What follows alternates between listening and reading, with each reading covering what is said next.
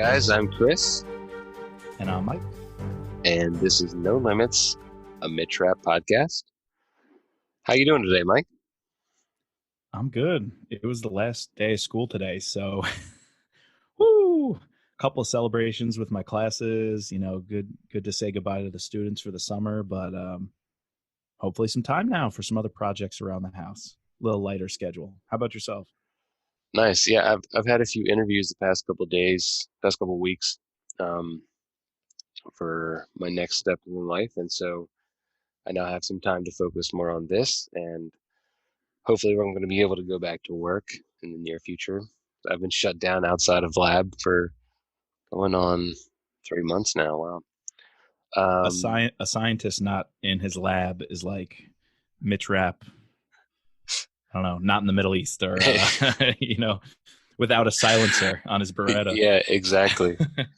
Without my pipettes, I feel like mid-trap without his Beretta. Yeah, but no, I'm going to be going back soon, which is good news. So yeah, life is good. Good stuff. Good stuff. Well, for our Twitter roundup, we have a couple of great shout outs, including an international shout out, Deep at Books Lover Deep, DEEP. He's been really active on Twitter, engaging with fans, sharing the podcast. He even said Transfer of Power was one of the first books that made him a lifelong fan of military and political thrillers. So shout out to Deep in India. Our stats even show a couple of international downloads while we're on it. I mean, it's probably VPN networks. Well, Wow. I'd imagine people with a VPN network, but pretty cool. We see Canada, Brazil, the UK, Australia, Philippines, and a listener in Thailand come up. So pretty cool. Pretty cool. I hope That's that's awesome. true. That's really Yeah. awesome. I mean, imagine if one of them reaches out on Twitter. That'd be kind of cool to hear.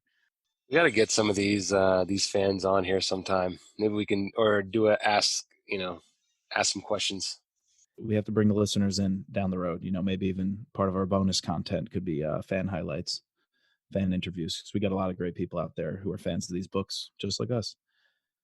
Our listeners have also chimed in with their favorite book covers. So part of our review of Transfer of Power, we're going to review the Twitter thread. Pretty awesome. A lot of you chiming in, telling us which cover you own. Heated debate between me and you, right, Mike?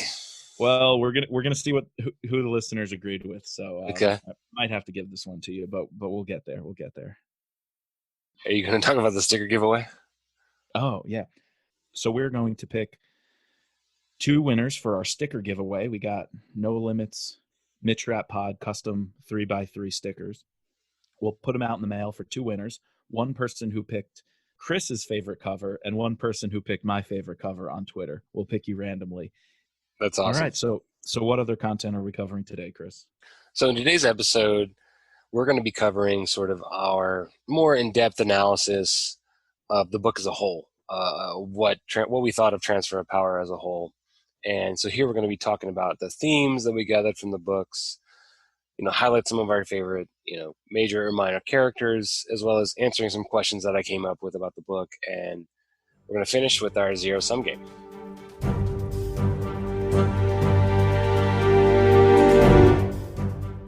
So just to start it out, I wanted to bring up some of these themes that I was sort of thinking about that is kind of addressed in this book. And the first one is this idea of what is terrorism and the idea of moral relativism. And what I mean by that, terrorism can be explained on many different levels. The definition of it is sort of fluid. And depending on who is defining it, they could have a different definition. I think you're right. I mean, originally the term was pretty black and white, I would say. In any capacity, using force or violence to achieve a political end or political change. And we've kind of come to use the word for anybody endorsing violence, where originally the way I studied it more with an academic approach was it's not just you're using violence to advocate political change of some sort. And so I think you're right. It does have a fluid, more open definition, and that changes with sensitivities over time. Right. And I just think one thing that's sort of brought into context in this book is this idea of sort of terrorism and sort of the eyes of the beholder. So you have on one side Rafiq Aziz and his plot and what he wants to gain. And then you have Mitch Rapp and the counterterrorism institutions and their gain. And sort of as like a tertiary unit, you have the politicians and their gain. And they're each sort of trying to vie for their own needs, their own gains, and they're going to do whatever it takes to have themselves succeed. And so that's what I was trying to get at with this idea of moral relativism, in the sense that one could think something is right based on what they believe, and that's something that sort of started to be broached in this novel. Well, that is one of the weaknesses, if you will, that Aziz plays off of. Understanding the Americans will have that moral relativistic sense, and he knew media outlets and the will of the people at large would understand his compassionate plea for policy changes, because on the other end, my people have suffered. I think deep down, he's just scum, right? Oh yeah, definitely, He doesn't definitely. really care about anybody except for his achieving his own ends and advancing what they would see as the jihad. But he knew this idea of playing that compassion card with the American people of, you know, the Arabs have suffered for so long under your hands. America's the big bad imperialist.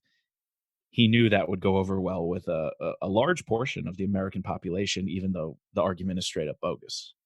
Could a terrorist who's doing these things, going to these extremes, play that card? Could a terrorist whose whole life has been killing innocent people play that compassion card? And so, yeah, American policy has greatly affected and disturbed many communities, often innocent communities throughout regions, including South Asia and the Middle East. But what's bogus to me is the lead terrorist, who was the cause of a lot of this getting worse and worse, is trying to now say, can't you just understand where I'm coming from? Right. And that's bogus. And one of the things I wanted to bring up with you was this idea of, it might be a common theme that happens with military and with these sort of operations, but the sacrificing the few to save the many.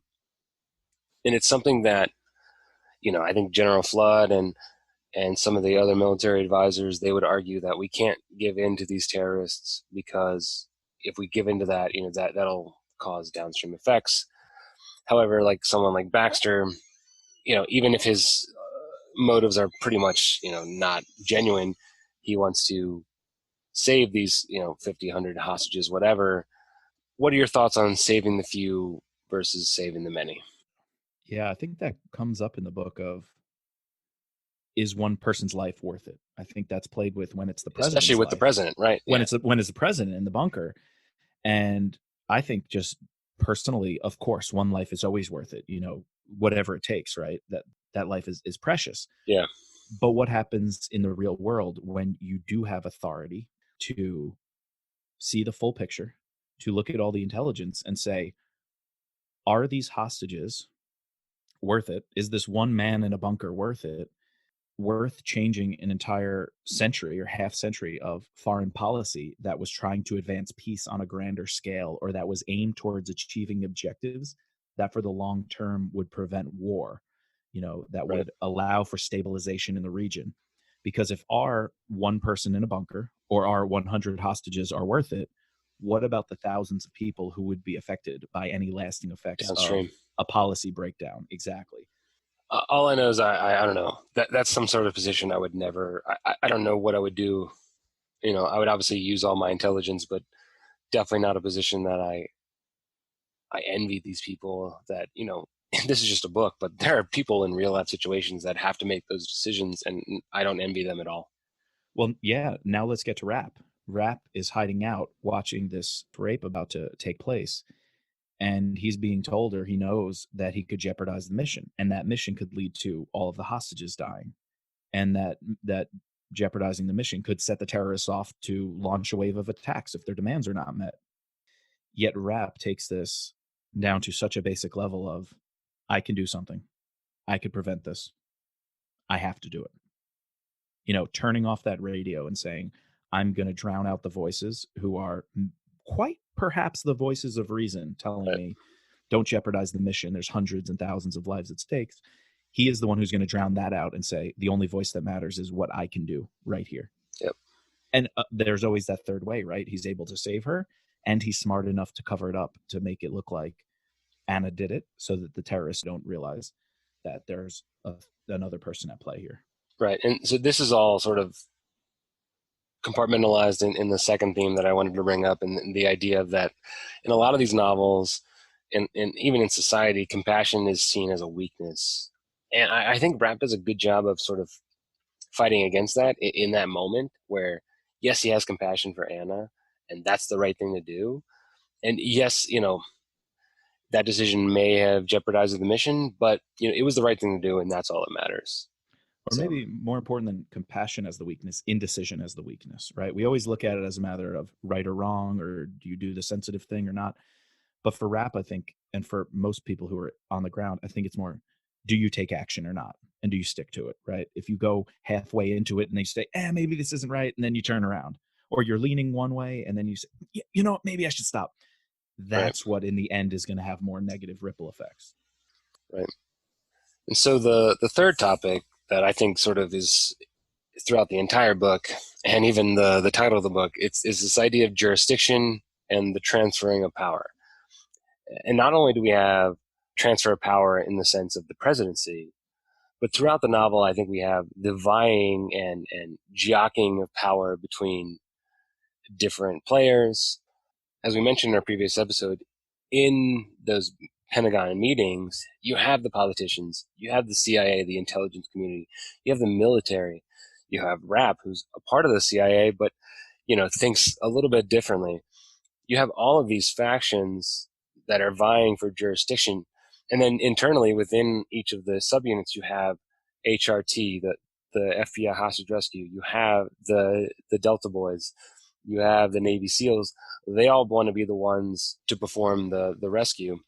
And you have these politicians who are thinking on sort of a global level, and they're also thinking in terms of a political level, what's going to happen. You have the military who are like, they have the chain of command that they have to abide by, and how we're going to think about this tactically. The CIA, they're going to get information, and how can we use this to our best advantage to get information? And then even internally within the military, you're going to have these different factions. I'm good at this. I'm good at that. I'm good at this. I need to be a part of that. I just really enjoyed that. I enjoyed that too. And I think Vince masterfully breaks it down, like you said at the end, to the skill sets, and really shows that management and leadership is not going to be someone who just willy-nilly gets a piece of information, responds, and makes a judgment call.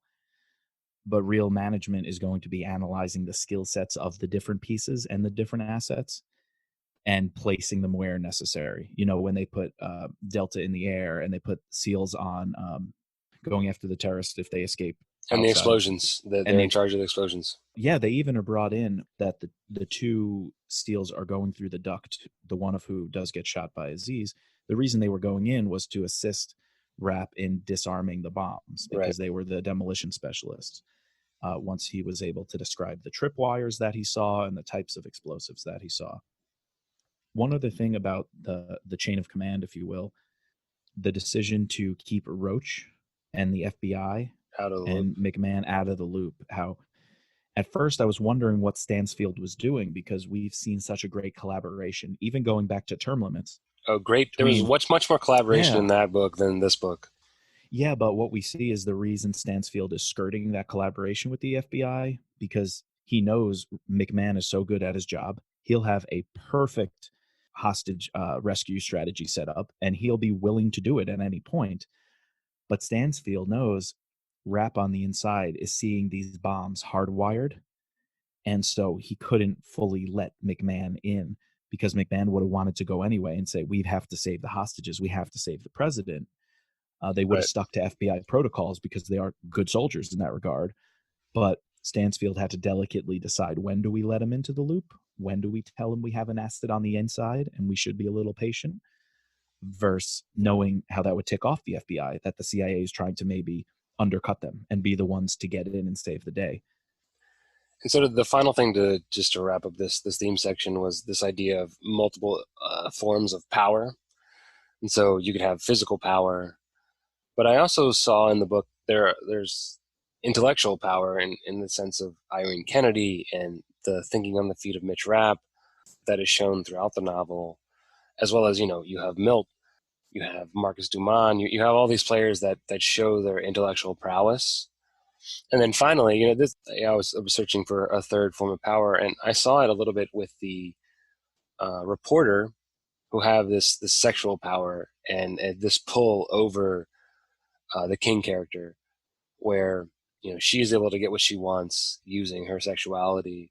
Well, now you can foil that with Rap and how he is so hesitant to open up to Anna at first. I got to be honest, I thought this trope of you're just a journalist, I'm not going to say anything in front of you Yeah, was he a really had a little problem with this. overplayed. It was to me a little overplayed where he was Mitch Cruz even to the highest levels of the command structure. That's how secret the Orion team was. So I could see why he's so sensitive to journalists, and personally he just doesn't want to get screwed over by a journalist. I thought it was a little too heavy in the writing. I thought it was brought up just a tad bit too often, and I thought it was unrealistic where Anna, the first time Rap approaches her and says, "Hey, there's some sensitive information here," she's kind of off put, and even though she just had her life saved, she's kind of like, "You can't tell me not to write my story." I thought that was out of character for where she was at that moment. At that moment, she was just saved. I'll do anything for you. You know, I owe my life to you. She was rattled and shocked. Yet she snaps into journalist mode to go, I'm going to tell my story. I'm going to report this. I'm going to write it up. Let me know what the radios are saying. Don't, cut me out. I'm like, I mean, maybe if she's a good journalist, it's so ingrained in her. It's Yeah, who she is. Maybe she's just as good as what Rap does in the moment. She's just as good as sticking to her journalistic instincts, but it just bugged me a little bit. I agree with that. I do think that he played up on it a little too much. The one counter argument I would have to it is that I think it's mainly a foreshadowing tool to set up the conflict between her and Rap, sorry, in the future, where she is this journalist who has this duty, he is this secret agent man, and he has this duty and has to be secret. And I think it was just to foreshadow that sort of tension between the two that will end up being exploited more in future novels. I think I agree. I think it's an important foreshadowing device. Just wonder if it was too upfront as a way to introduce that concept or that tension that's going to run through Right. their relationship. Now I just wanted to ask you, who are your favorite characters from this novel? So, I mean, outside of Rap, right?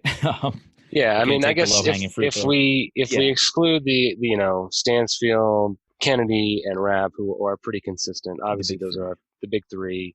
Who are out of let's do out of the minor So characters. it's going to sound strange, but I freaking loved Rafiq Aziz. I mean, obviously, I didn't love what he was, but I loved who he was as a written character. Right, Um, in terms of a villain in a story, very good villain. almost perfect villain. I thought the way his character was written impressed me so much. Not that I liked what he was doing Sure, or his persona, but I loved how he was written as a character.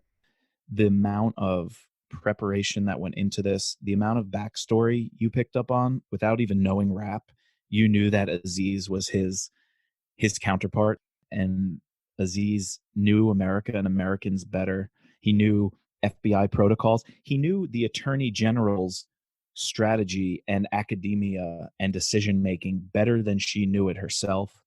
He knew American government and just the different levels of jurisdiction, like we were talking about. He was always 3 steps ahead. The only one he wasn't ahead of was Stansfield. Do you remember that phone call right. with Stansfield? I mean, Aziz had bested everybody on the phone. He kind of cornered McMahon. Yep. McMahon was obviously doing what all he could. He He didn't even know he like they were in there, so that's all he could do. yeah. I mean, Aziz demolished Tutwiler, Oh yeah, and the one person when Aziz tried calling Stansfield, Stansfield got him.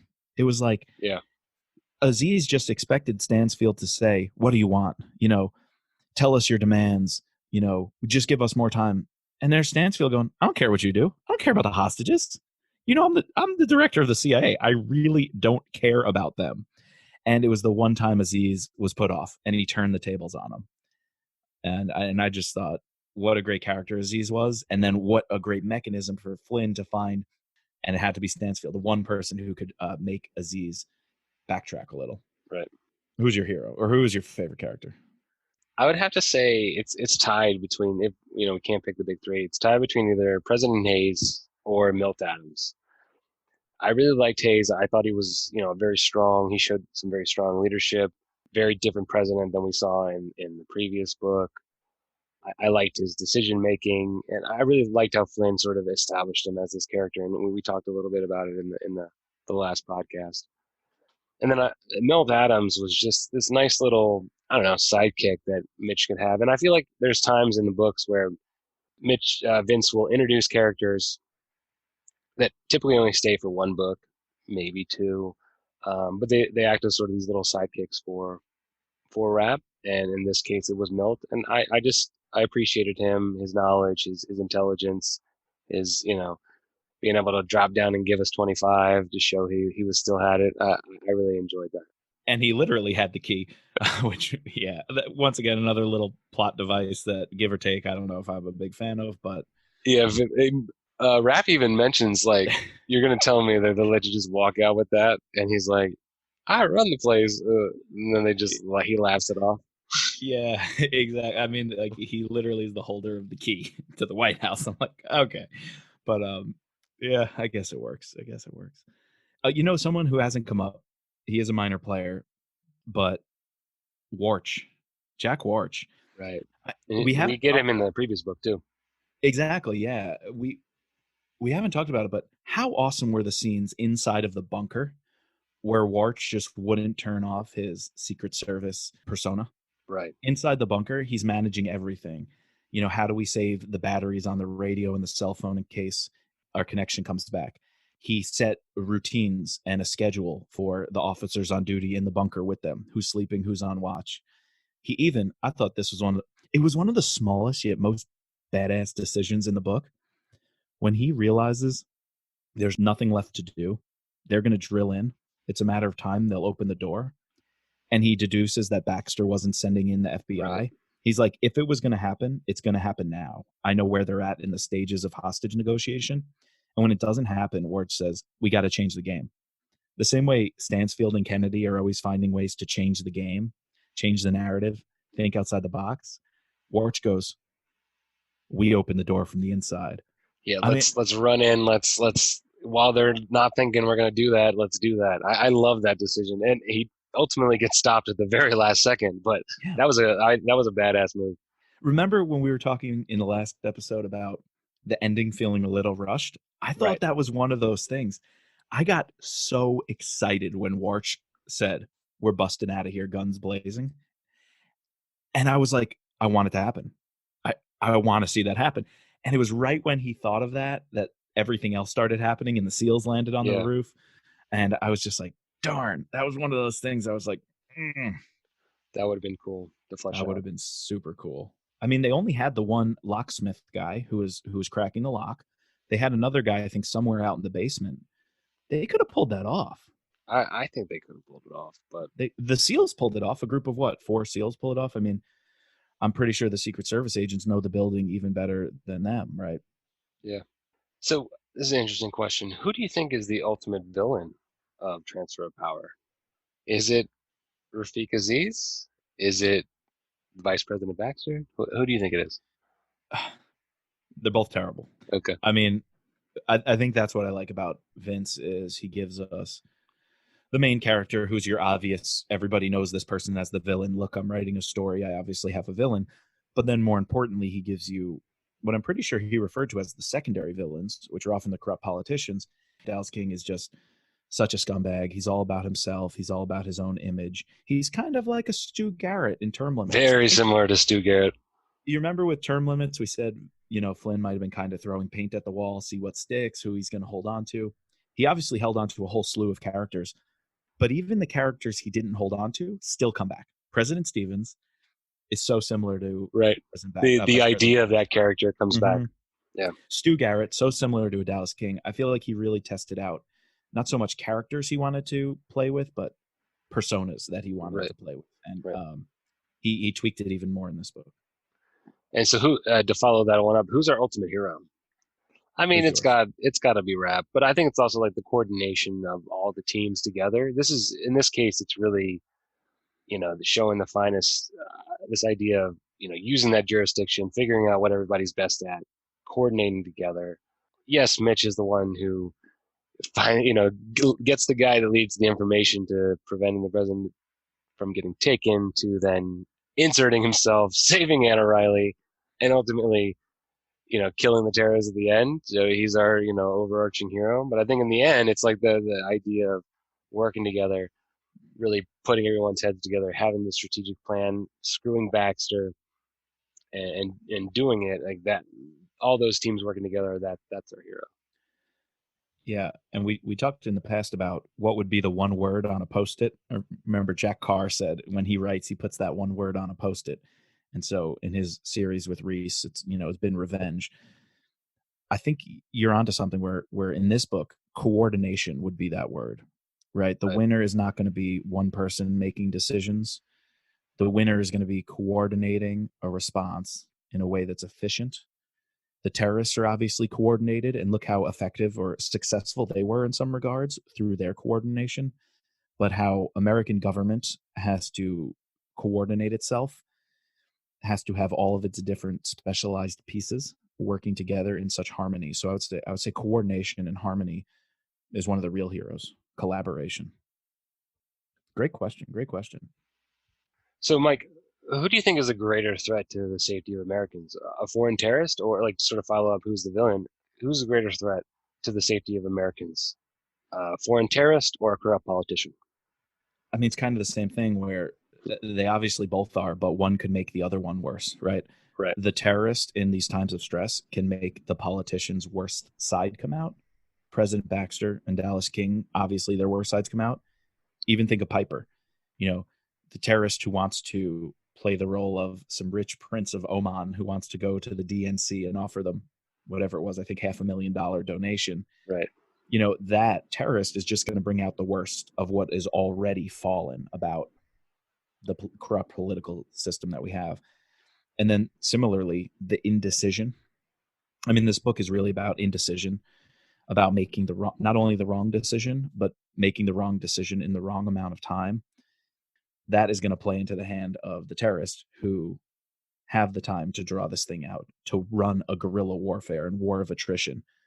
Just look at Afghanistan and how long we've been there, and just this waiting game of how many more deaths, how many more suicide attacks, how much longer can you be here? There's going to be a surge some years, pull out of troops other years, but they're in it for the long game because it's their land. So I think one makes the other worse. Right. Just to wrap up this section here, we have in this story really this divide between politicians and the military. So, what in a time of crisis, what sort of assets and liabilities can you see each side bringing to the game? For me, I really think that politicians like to think bigger picture. So, in the sense that the military has this very precise set of we want to get this guy. We have these commands and steps how we're going to get to that. They have a chain of command, obviously, whereas sometimes the politicians can think, I guess in the CIA in the same sense can think of sort of this I don't know, third dimension and how things are going to play on the political scheme. I think that can be a little bit of an asset in terms of liabilities. The politicians could be wrought with liabilities. They could be corrupt. They can be thinking only about themselves, which we see in this, not actually about the good of the people. I think also sometimes the chain of command in the military can be a liability. And it's oftentimes, especially within these novels, that we see Mitch Rapp get frustrated with that and why he acts the way he acts, because he's in a situation where he can do it. I'm going to do it. So yeah, what would you say? I think your last point is spot on, where big liability can be the red tape and the bureaucratic process, even within the military structure, who is often, held up rightfully so as the hero of a lot of these novels. And that's again where Stansfield comes in, right? Because Stansfield can cut through that and see when it's right to ignore those protocols, when it's right to go around them. Stansfield provides this nice example where he can sort of he does a good job, and I think Irene Kennedy in the future does a good job in playing both sides of the game, where we have this regimen, we have to abide by these rules, but then we have our secret agent man, our highly trained counterterrorism operative in Mitch Rapp, and we're gonna let him lose sometimes. And I think that's where they play a good game.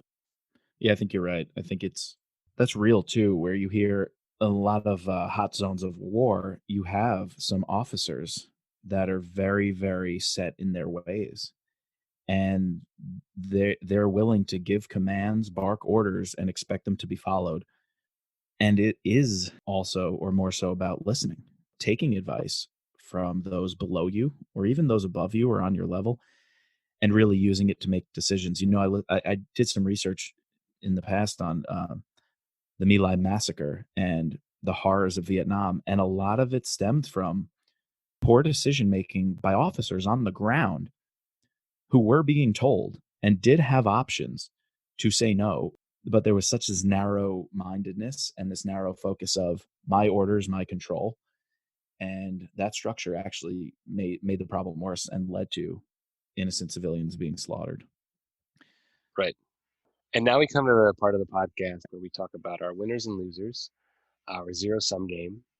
And so, Mike, what did you think was the best about Transfer of Power? What did you like the best? Well, overall, it was great. I mean, it's hard to pick one thing. I gotta say again, I love this cat and mouse game. I loved Rafik Aziz and the terrorist plan, and getting into the thought processes and how that character was developed, and the group dynamic among the terrorists was explored. While at the same time, we were given the inside picture of what happens when an event like this happens, and you have the director of the CIA with the chairman of the Joint Chiefs and the head of JSOC sitting together running the top operative. How are those discussions going on? And what happens when that small group has to make decisions behind the current commander in chief, the vice president's back? So I just love those group dynamics and the discussions of thought processes, both on the terrorist end, but also on our end, getting inside the Pentagon and inside these discussions. What did you like? I agree. I really liked the first 4 or 5 chapters of this book. The scene where we first meet Rap was great, and the descriptions behind his physique, his appearance, and how he's able to adapt really sets the stage for who we know Mitch Rapp is and who he can be. I really liked getting an insider look into the White House, and this novel was researched so much that they had to put that little disclaimer at the beginning of the book. And it was cool, like, while a lot of the stuff probably has been changed or adapted, it was cool to like see that we don't often are given this personal view of what the White House is, and I really like that. And to follow up on that, I really enjoyed the scene where Mitch is being inserted and all of his actions, being the man on the inside. Those were my favorite parts of the book. You're right. I got to agree with you. Rap moving around the White House, Milt Adams' intelligence on the layout of the White House, super cool. Just hearing and watching him maneuver through the building was spectacular. I agree. So what didn't we like about the book? I mean, you heard from me, it was the ending. I Yeah, felt it was a and little I rushed. I agree with that completely. I wanted to, even if it just a little thing, Jack Warch's plan to break out of the bunker would have been super cool. Or even if not that, just more of a description of what happened when the SEAL team approached the bunker, took Right. out the locksmith, actually got Description the of the president out. explosions. Yeah. Yeah, and then when the explosions went off, I mean, we got so much detail about the White House. I would have loved that detail in my mind, right, visually to compare to a smoldering White House. Like, what in the Oval Office was still standing? What about, the HMS Resolute, like the desk? Like, maybe it's just me. Like, the two Roosevelts in the Roosevelt room, their portraits, like some little. They actually opened talking about the portraits in the Roosevelt room, right? And if it's a Democrat or Republican, they sit under Teddy or FDR. Right. I'm like, Right. I want a closing scene of the White House in Sure. that description, but on fire. Just it just that was lacking for me. That That's wrap the up. history teacher in you. Yeah, that's it. That's it. No, but I agree with you. I thought that I do think that it was probably the way, it was obviously the climax. And so everything's fast. And you could tell that the way the chapters are set up, they definitely get shorter as the book goes on to sort of get this cut scene between the different groups and to make it a faster pace. And you're reading and you're like, oh, whoa, whoa. And so while I did like that, I just felt that, and I'm not disagreeing that I didn't enjoy the climax. It's just I would have liked it a little bit fleshed out a little further. And I definitely agree with your earlier statements in this drawn out Anna Riley being this reporter, and oh, I can't do this because I'm a reporter. And when you're in a hostile situation, I don't think realistically, that would have been the first thought on her mind, to be like, I'm gonna have to report on this. Yep. It might be the first thing on her mind after she gets out, but as I said, I think that was a main tool for setting up foreshadowing for the future. But yeah, I didn't care for that. Yeah, and you mentioned the action as well. I agree with the last scene, and the climax was really great and exciting. But the opening scene was actually my favorite action of the book.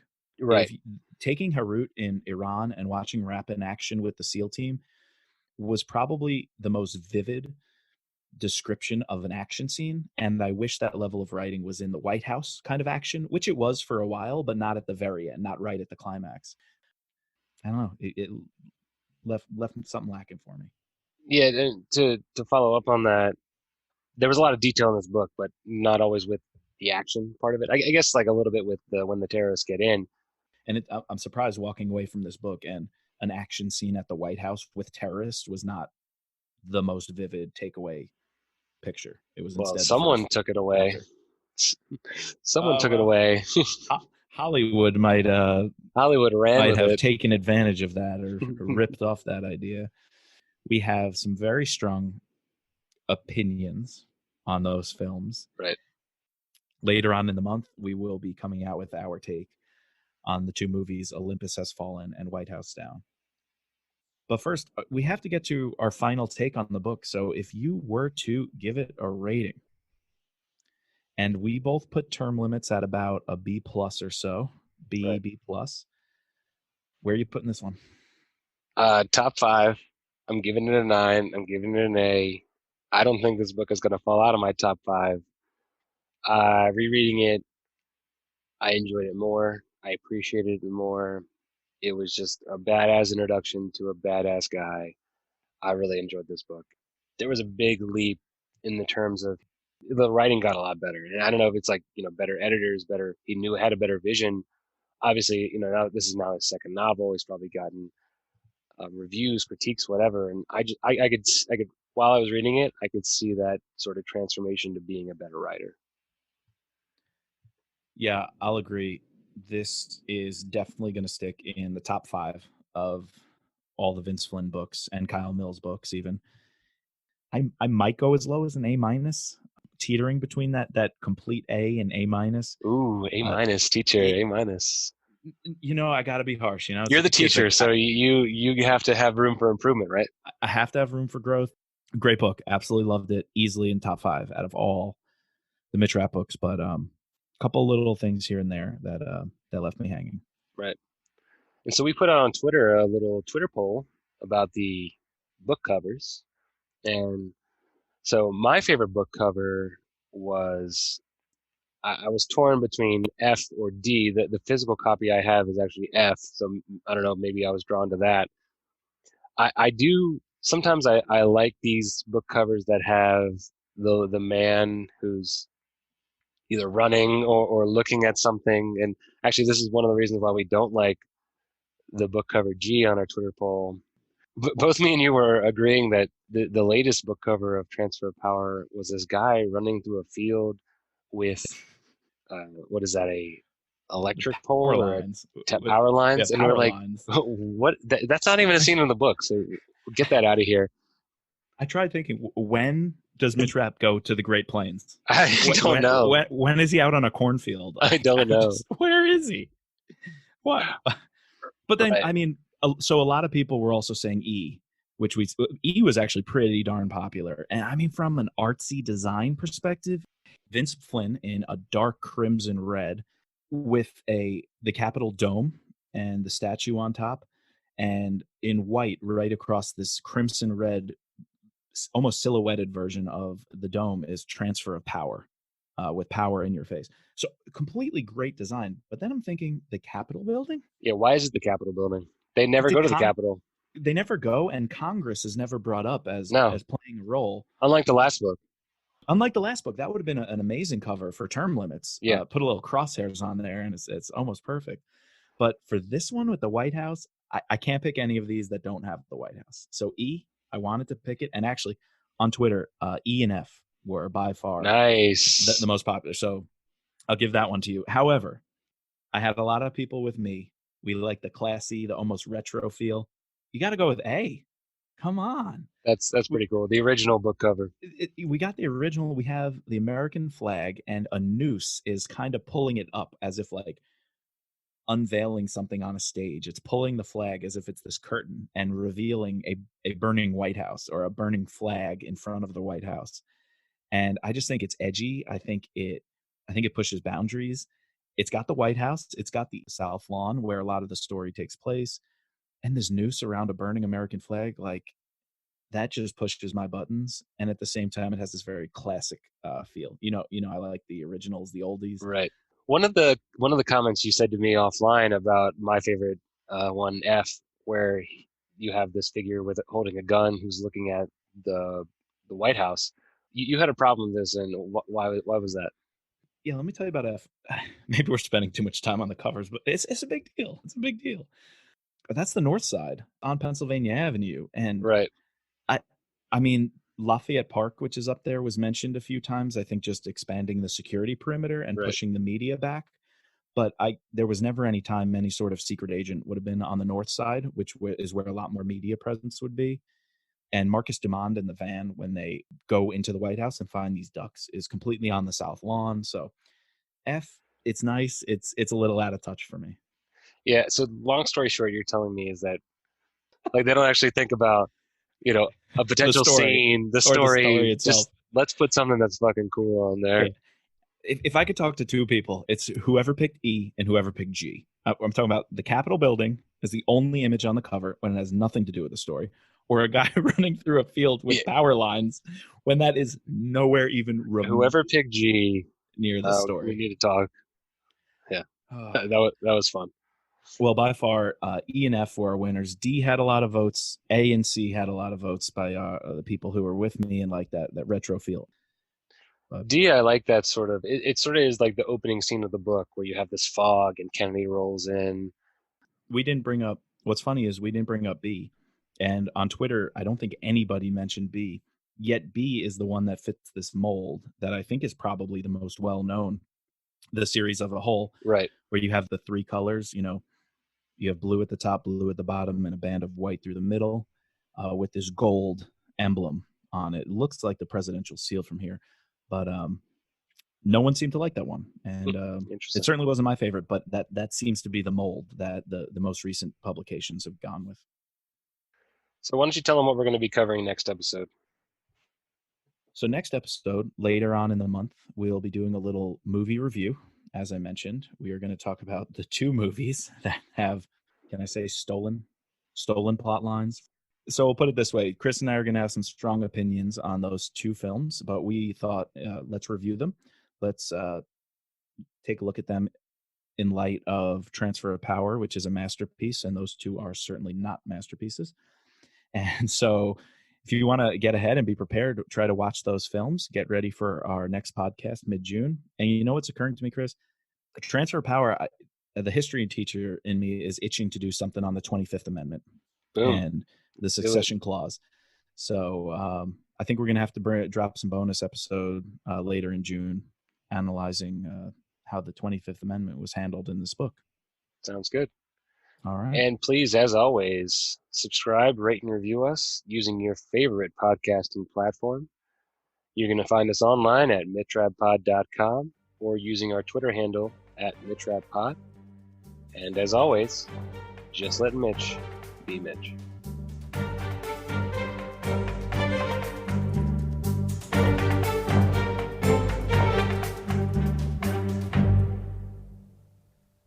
Guys, we're just simply two fans offering a discussion and reviews of some of our favorite books and characters. This podcast is not officially affiliated with Vince Flynn, Kyle Mills, or Simon & Schuster. But thank you to them for bringing us this wonderful world of Mitch Rapp.